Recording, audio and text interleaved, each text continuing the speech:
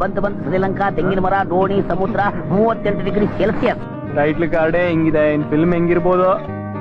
ಎಲ್ಲಿಗಾರು ದೂರ ಹೋಗೋದು ಅಂತಾರಲ್ಲ, ಇದಕ್ಕಿನ ಅರಬ್ಬಿ ಸಮುದ್ರ ತೀರಕ್ಕೆ ನಾವು ಬಂದಿದ್ದೇವೆ.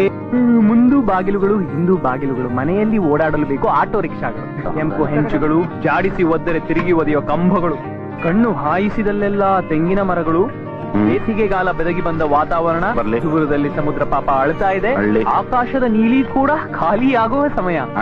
ಇನ್ನ ಈ ಕಾಲಲ್ಲಿ ಅದೆಲ್ಲ ನಡಿಬೇಕಪ್ಪ. ದೂರದಲ್ಲಿ ಸಮುದ್ರದ ಸದ್ದುಗಳು.